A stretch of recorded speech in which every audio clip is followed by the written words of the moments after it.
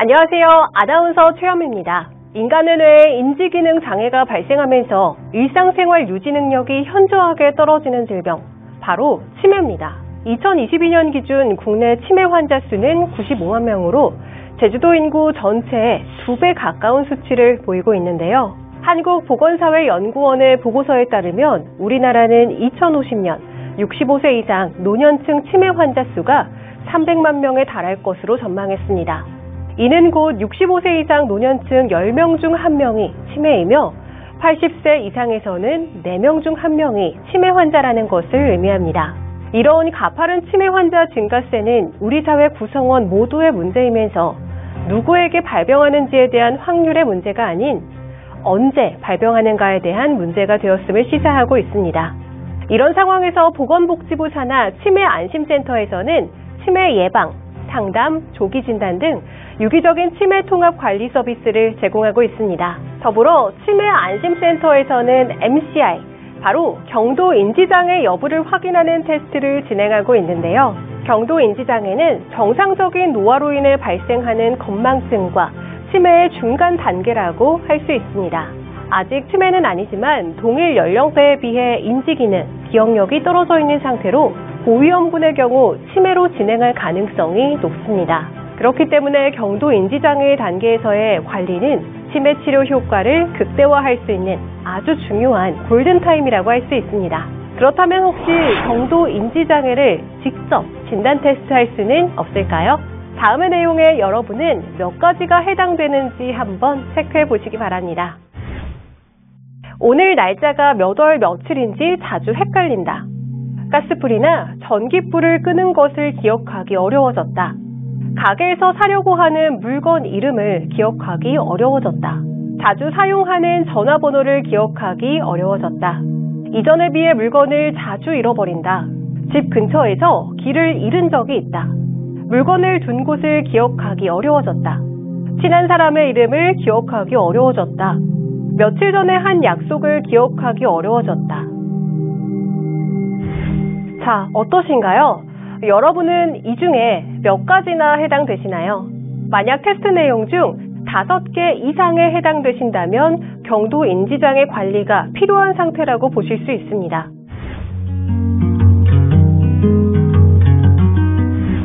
한의학 역시 치매 치료 연구에 다양한 해법을 제시하고 있습니다. 경도인지장애를 겪는 70대 이상 노년층에 침술과 한약 복용을 통한 치료를 진행하였는데요.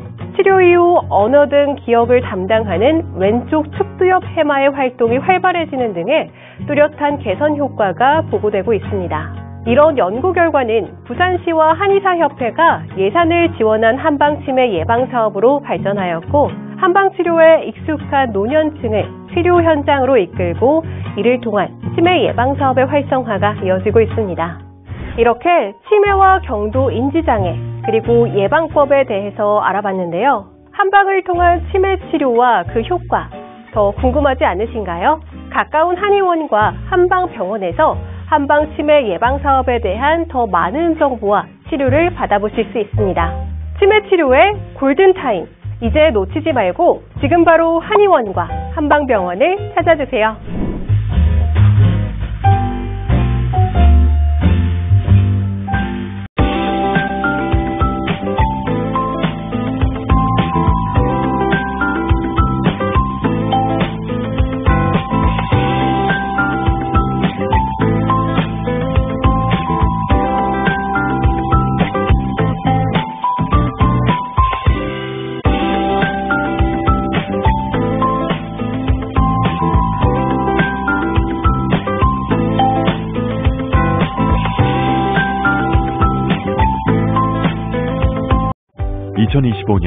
에이펙 정상회의. 세계 21개국의 정상이 한자리에 모이는 2025 에이펙 정상회의. 300개가 넘는 회의가 벌어지는 세계적인 경제축제의 성공적 개최를 이루어낼 최적의 도시. 전통이 한데 모여있는 천혜의 요소로 세계 정상 경호에 유리한 안전한 환경. 에이펙 정상회의를 최고로 빛낼 수 있도록 2025년 에이펙 정상회의 경주가 합니다.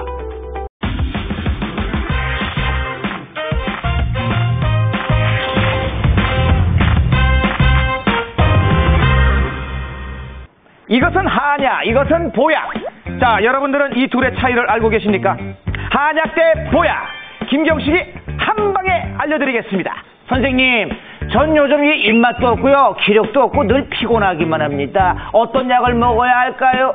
선생님, 저는 이 만성 비염 때문에 너무 힘들어요. 비염만 나을 수 있다면 어떤 치료도 달게 받겠어요.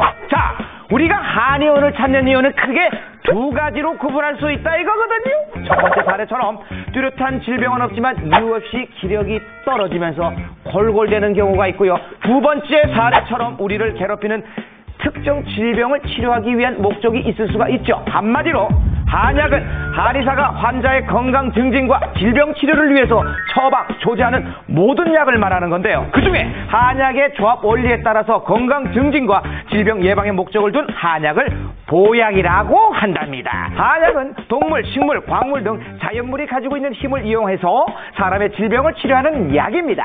쌀과 보리가 약이 되고 석고라는 돌멩이도 약이 되고 대추나 매실과 같은 열매부터 나무의 뿌리, 사슴, 해산물, 물고기가 약이 되기도 하죠. 이 환자에게 어떤 약재들을 얼마만큼 조합해야 병을 치료할 수 있는가? 인류는 그걸 알아내기 위해서 오랜 기간 고민해왔으며 그 초석이 바로 동의보감이라는 책으로 완성되었습니다. 현재에도 이러한 한의학의 근간을 바탕으로 거의 생약 그대로를 제재해서 사용하고 있지요. 자, 일부에서는 한약을 너무 오래 복용하면 간에 무리가 가고 이상이 생길 수 있다고 오해하는 사람들이 있습니다. 자, 양약이든 한약이든 모든 약은 부작용이나 독성을 일으킬 수 있기 때문에 물론 한약재 중에서도 간장에 해가 될 수 있는 약재들이 존재하긴 합니다만 그 위험성이 너무 과장된 건 아닌지 짚어볼 필요는 있다 이거죠. 자, 이러한 논쟁의 핵심은 개인이 민간약의 형태로 복용했느냐, 전문가의 처방하에서 당약을 복용했느냐로 접근해 볼 수가 있습니다. 2015년에 기재된 독성 관련 국제 전문 학술 발표에 의하면 약물에 의한 간독성 중에 한의원에서 처방한 당제를 복용한 후 간 기능에 문제가 생긴 경우는 10% 정도에 불과하다고 합니다. 90%가량은 단일 한약재를 복용한 후에 간 손상이 유발한 것으로 보고된 바가 있는데요. 다시 말해서 백수호, 칡, 구찌뽕 같이 시중에 많이 유통되어 쉽게 구입할 수 있는 약재들을 아무런 지식 없이 가정에서 끓여 드시면은 위험해질 수 있다는 겁니다. 또한 한약만 복용한 경우보다는 양약이나 건강기능식품을 동시에 복용한 경우 간 손상의 위험성이 클 수 있다고 하니까 이 또한 전문의와 꼭 상담하세요. 한약 먹을 때는요, 금지되는 음식도 너무 많죠. 그래서 또 약 먹기가 좀 꺼려진다는 분들도 계십니다. 특히 돼지고기, 닭고기 멀리하라는 경우가 꽤 많습니다. 자, 인생은 고기서 고기입니다. 고기서 고기. 네, 왜 한약 앞에 이 두 종류는 금기시되었을까요? 일반적으로 닭고기는 열을 많이 발생시키고 돼지고기는 차가운 성질을 가지고 있어서 담을 생성하기 쉬운 음식으로 분류하고 있습니다. 환자의 체질에 따라 부족한 점을 보완하는 경우는 먹어도 괜찮지만 열이나 냉증을 더 조장하는 경우라면 피하는 게 낫다, 이런 말이 되겠고요. 또한 소화 흡수력이 약한 사람이 한약 쓰는 중에 탈이라거나 약의 흡수를 방해할 수 있으니까 이왕이면 주의하자, 뭐 이런 깊은 뜻이 있다고 합니다. 그냥. 자, 그렇다면 여러분, 어떤 고기를 먹어야 하나, 먹지 말아야 하냐, 이 선택은요, 투여하는 처방과 각자의 체질에 관련지어서 생각해볼 문제니까요. 고기 때문에 한약을 먹지 않겠다는 불상사는 더 이상 일어나지 않아야 하겠습니다. 고기 먹으러 가자.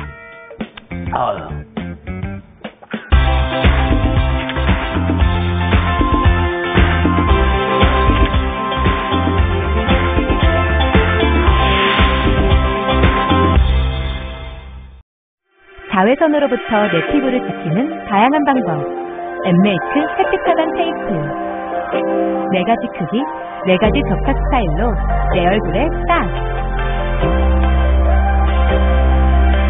끈적임 없이 붙은 듯 안 붙은 듯 내 피부에 탁!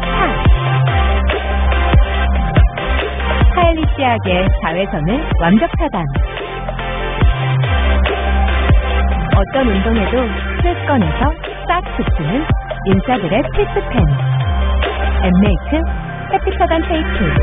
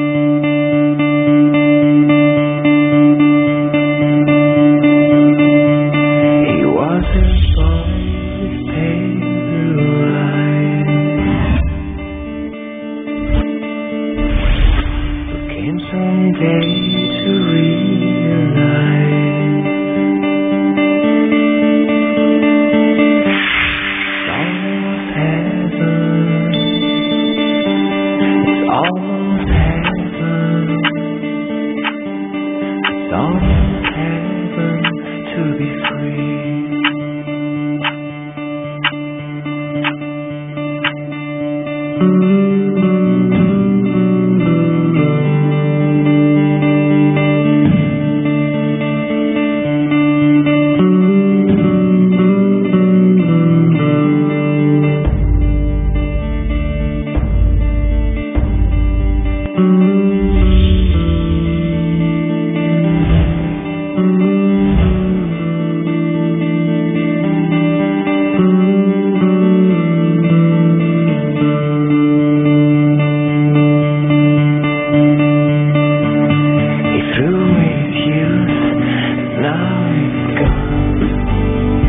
한방 원기침이 치매 전 단계인 경도 인지장애 치료에 효과가 있는 것입니다. 알츠하이머병과 같은 퇴행성 신경질환과 노화 등으로 고통받는 환자들에게 희소시켰습니다. 기억력과 인지기능 개선에 효능이 된 한약 대출 식물이 국내 연구 진행입니다. 부산시가 전국 최초로 한의사들과 함께 치매 예방 사업에 나섰습니다.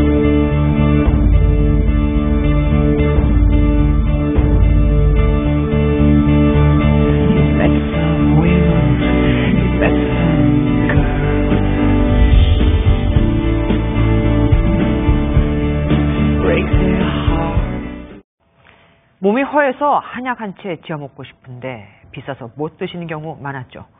내년 1월부터는 디스크와 비염, 소화불량에도 한약 처방받을 때 건강보험을 적용받을 수 있습니다. 의사들은 반발하고 있지만요. 자세한 내용 신용수 기자가 정리해드리겠습니다. 최근 허리가 아파 한의원을 다니기 시작한 50대 직장인은 한약까지 먹고 싶었지만 비용 문제로 생각을 접었습니다. 침 치료하고 친화요법 치료를 받고 있는데 한약을 복용하면 좋다고 하는데 건강보험 적용이 안 돼서 좀 부담스러운 면. 내년부터는 황 씨 같은 요통 환자들이 한약을 지을 때 부담이 줄어듭니다. 정부는 한의사가 짓는 한약인 첩약의 건강보험 급여를 내년부터 확대하기로 결정했습니다. 정부는 2020년부터 시범사업을 통해 안면신경마비, 월경통, 65세 이상 뇌혈관 질환 후유증 환자에 대한 첩약을 건보에 포함했습니다. 내년 2단계 시범사업은 적용 범위와 처방 일수, 적용 기관 등이 모두 확대됩니다. 디스크로 불리는 요추추간판 탈출증, 알레르기 비염, 기능성 소화불량에도 급여가 적용되며 뇌졸중은 처방 대상이 전 연령으로 넓어집니다. 처방 일수도 기존 1개 질환 10일에서 2개 질환의 10일씩 2회로 늘어납니다. 또 처방기간도 한의원에서 한방병원과 한방진료과가 있는 병원까지 확대했습니다. 본인 부담률 또한 줄어드는데 기존 50%에서 한의원 처방 30%, 한방병원 40%로 경감됩니다. 정부는 시범사업 확대로 혜택을 받는 환자가 더 많아지기를 기대하고 있습니다. 그동안 시범사업으로 처방받은 환자는 하루 46명 수준이었습니다. 다만 의사들은 건보재정 낭비라며 크게 반발하고 있습니다. 1차 시범사업을 일방적으로 실시했고 시범사업이라는 명목 아래 구체적 방안에 대한 논의 없이 2차 시범사업까지 추진합니다. 첩약급여 확대로 더 많은 환자들이 혜택을 보게 된 가운데 시범사업을 둘러싼 의료계 갈등은 한동안 피하기 어려울 것으로 보입니다. MBN 뉴스 신용수입니다. 안녕하세요. 김주하입니다. 공정하고 신속한 MBN 뉴스, 유튜브를 통해서도 만나보실 수 있습니다. 특히 더 많은 뉴스와 라이브를 보고 싶으시다면 오른쪽을 눌러서 구독하시면 됩니다. 어렵지 않죠? 빠르고 정확한 뉴스로 계속 찾아뵙겠습니다. MBN 뉴스를 시청해주신 여러분 고맙습니다. 우리 회사에 짜증나는 팀장님이 계십니다.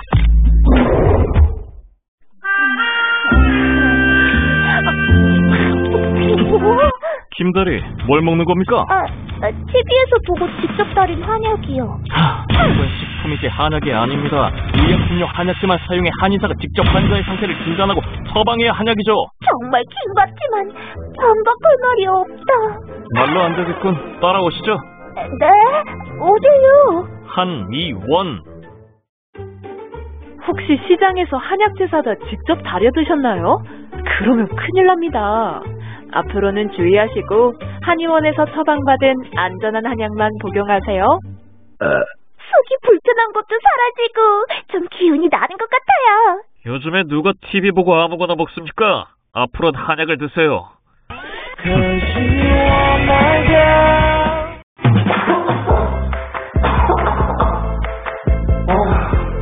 와, 이번 감기는 좀 오래가네. 몸이 허해서 그런가? 한의원에 가서 한약 좀 지어 먹어야겠다. 뭐? 한약? no. 한약 먹으면 큰일 나요. 네? 정말요? 이 보고서를 보세요. 한국에서 발생하는 간독성 감염 원인의 절반 이상이 한약이라고요. 한약 먹으면 큰일 나요. 이 보고서는 한약 간증상 논란의 시발점이 된 자료 중 하나입니다. 국제평가 기준 대신 임의로 만든 평가 지표를 사용하였고 한의원에서 처방한 한약과 일반 시중에서 파는 한약들을 한 항목에 묶어 오해를 야기하였죠. 한의원에서는 시중에 파는 한약재와 다르게 시약청에서 인증받은 한약재만 사용하기 때문에 안심하고 드셔도 됩니다. 최근 논문에 따르면 한약에 의해 발생된 간독성 사례의 대부분은 한의원에서 처방을 받지 않고 단일 한약들을 무분별하게 복용한 경우였습니다. 또한 한약연구원에서 1000명이 넘는 대규모 임상 연구를 실시하여 한의사가 처방한 한약은 매우 안전하다는 것을 입증하였죠. 의료인이라면 최신 논문을 찾아보고 환자에게 도움이 되는 정보를 드려야죠. 다들 그렇게 말하길래 죄송합니다. 한약에 대해 궁금하시다면 한약 전문가인 한의사에게 물어보세요. 그럼 한의원에서 처방받고 먹는 한약은 안심하고 먹어도 되겠네요. 지금 당장 한의원 가야겠어요. 안심하고 먹을 수 있는 안전한 한약, 한의원에 있습니다.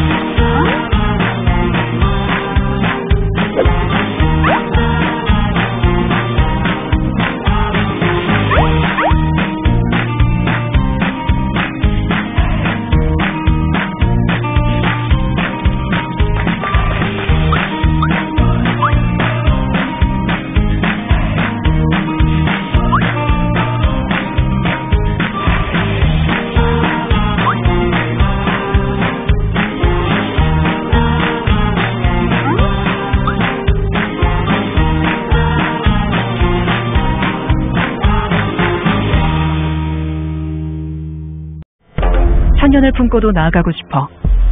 이름까지 경주. 우리가 함께한 경주는 이제 한국을 넘어 세계가 기억할 완벽한 경주가 됩니다. 경주 시작. 완벽한 경주에. 자외선으로부터 내 피부를 지키는 다양한 방법. 엠메이크 햇빛 차단 테이프. 4가지 크기, 4가지 접착 스타일로 내 얼굴에 딱. 끈적임없이 붙인 듯 안 붙인 듯 내 피부에 탁. 스타일리시하게 자외선을 완벽 차단. 어떤 운동에도 스트레스건에서 싹 붙이는 인싸들의 필수템. 엠메이크 햇빛 차단 테이프. 2022년 12월 22일 대한민국 의료계에 큰 파장을 불러일으킬 판결이 선고되었습니다. 바로 전원합의체 판결입니다. 전원합의체 판결은 판례의 태도를 유지, 변경하는 역할을 맡고 있기 때문에 사회 인식의 변화나 법률 이념의 변화로 인해 판례를 변경할 필요가 있는 경우 열리게 됩니다. 이번 사건은 한의사의 초음파 사용이 의료법 위반으로 기소된 사건이었습니다. 1심, 2심 재판부에서는 한의사가 의료법을 위반했다고 판단했습니다. 하지만 대법원에서는 무죄로 판결했는데요. 해당 판결과 함께 지금까지와는 다른 새로운 판단 기준을 제시하게 됩니다. 기존에는 취지를 확인했다면 이제는 사용을 직접적으로 금지하는 규정이 법령에 존재해야 합니다. 또한 의료기기의 개발 원리가 한의학에 기초해야 한다는 기준도 사라졌습니다. 해당 판결에서 제시한 새로운 판단 기준에 따라 기존에 폐소했던 뇌파괴, 엑스레이 골밀도 측정기도 사용할 수 있다는 판결이 내려졌습니다. 여기까지 들으셨다면 이런 의문이 들 수 있습니다. 한의사도 의료인인데 의료기기를 사용할 수 없는 건가요? 네, 불과 1년 전까지만 해도 초음파 등 일부 의료기기는 사용이 어려웠습니다. 의료기기에는 위해도 등급이 있는데요. 초음파는 위해도 2등급에 속하는 의료기기로 같은 등급에 속하는 다른 의료기기로는 일반인도 사용할 수 있는 비적외선 체온계나 전자혈압계가 속해 있습니다. 3등급과 4등급은 인체에 삽입되는 의료기기로 인공심장 박동기나 인공관절 등 상대적으로 위해성이 높은 의료기기입니다. 일반인도 사용 가능한 정도의 위해도라면 초음파나 뇌파괴 등 2등급 의료기기는 한의사가 사용해도 위험하지 않겠죠. 또한 최근 위해도 3등급인 신속항원 검사 역시 한방의료행위라는 판결이 있었는데요. 질병관리청에서 한의사의 코로나19 정보관리 시스템 접속을 막았고 이에 한의사협회에서 행정소송을 걸었습니다. 해당 판결에서는 한의사들이 이미 위해도 3등급의 고주파 자극기나 의료용 레이저 조사기를 사용하고 있었기에 이보다 위험성이 낮거나 동일하다고 볼 수 있는 신속항원 검사는 당연히 한의사가 사용 가능하다고 판단했습니다. 그렇다면 이제 한의원에서 초음파를 이용한 진료를 받을 수 있나요? 네, 하지만 아직까지 건강보험에 진입하지 못했습니다. 국정감사에서도 한의사와 의사가 같은 행위를 하는데도 건강보험이 차별적으로 적용되고 있다며 지적했고 이에 대해 개선을 촉구하고 있습니다. 의료기기는 의학적 지식을 근거로 개발된 것이 아닌 물리학 등 기초과학적인 지식에 근거해 개발된 기기로 한의사도 사용할 수 있어야 합니다. 이는 국민의 건강을 보호하고 증진하는 데 기여할 뿐만 아니라 의료 서비스에 대한 국민의 선택권을 합리적인 범위에서 보장합니다. 앞으로도 국민의 건강을 위해 한의사들이 정당하게 의료기기를 사용할 수 있기를 바랍니다. 한약과 양약은 어떻게 다를까? 모두 일괄적으로 같다 할 순 없지만 대체적으로 양약은 여러 사람을 대상으로 약의 효능을 연구하고 또 사라지기도 하고 이런 과정을 거칩니다. 근현대에 들어 시작되었죠.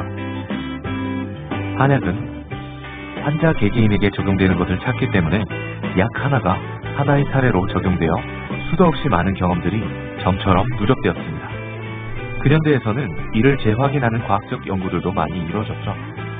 데이터 누적의 양으로 보면 실로 어마어마합니다. 특히나 이런 한약 데이터들은 개인 맞춤이라는 점에서 버릴 것이 없습니다. 이런 개인 맞춤 약의 특성은 몸 전체에 딱 들어맞는 치료를 한다는 장점이 있습니다. 최근에는 미국의 유명 과학 잡지 내셔널 지오그래픽에 미래의 의학이라고 하며 한의학이 소개되었는데요. 세계에서 각광받는 한의학, 앞으로의 모습이 더욱 기대됩니다.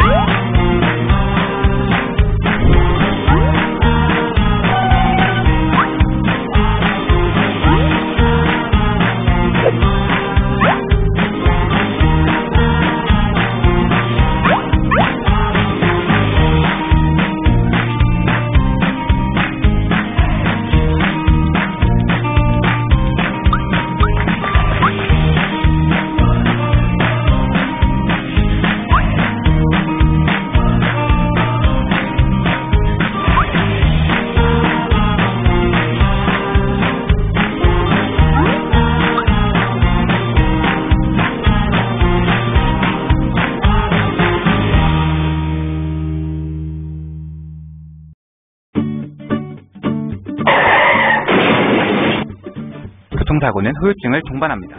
후유증으로는 손발 저림, 두통, 목 통증, 이명, 허리 통증 등 다양하게 발생하죠. 이 다양한 블록처럼요. 다양한 후유증은 시간이 지나면서 몸속에 쌓이고 또 쌓이고 또 쌓이고 또 쌓여서 결국 만성 후유증으로 변하게 되죠. 이러한 후유증엔 그 무엇보다도 한방치료가 효과적이죠. 한방치료에는 한방물리치료, 침, 부항, 한약, 추나요법 등 다양한 방법을 이용합니다. 이 블록처럼요. 각각의 후유증에 맞는 치료법으로 몸속에 쌓인 후유증을 하나, 둘, 셋 시원하게 깨부숩니다. 완벽해. 교통사고 후유증에 속 시원하게 한의원.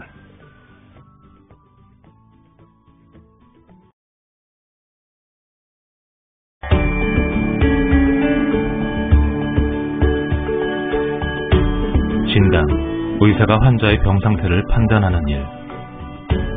한의사는 사진을 이용해 환자의 몸 상태를 진단합니다. 환자의 상태를 눈으로 보고 진단하는 망진, 듣고 냄새를 맡음으로써 진단하는 문진, 환자에게 필요한 정보를 묻는 문진, 맥진과 복진으로 이루어진 절진.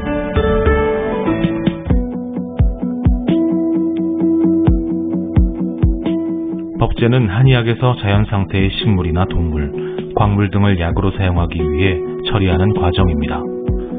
GMP란 의약품의 안전성과 유효성을 보장하는 기본 조건입니다.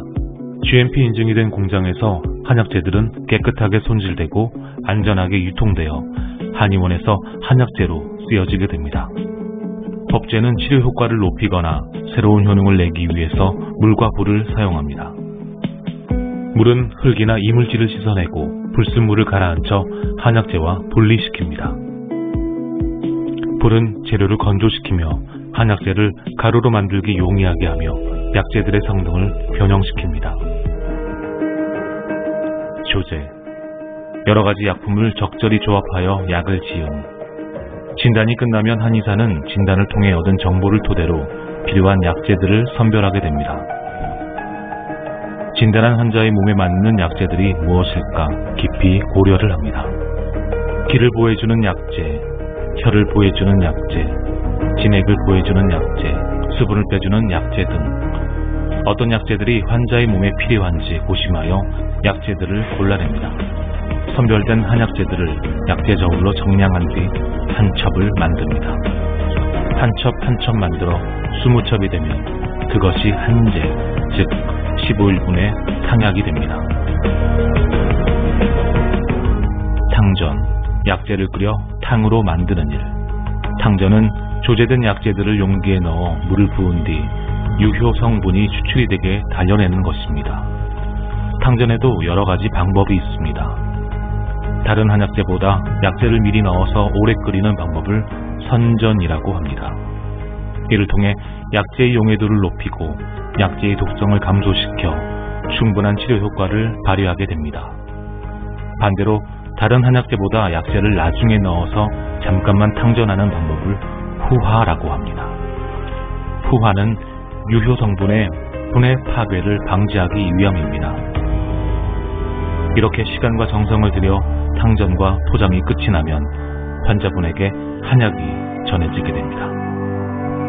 한약이 환자분에게 전해지기까지 한의사의 정밀한 진단과 그 진단에 맞는 법제된 한약재들의 조제와 조제된 한약재들의 탕전이라는 긴 여정이 필요합니다.